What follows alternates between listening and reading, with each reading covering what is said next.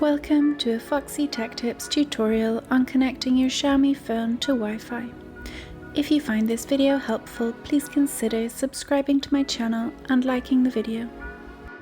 Start by opening the Settings app on your phone.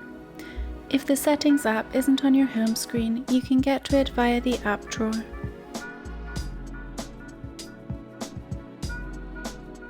In Settings, select Wi-Fi. If Wi-Fi is turned off on your phone, tap the toggle to enable it.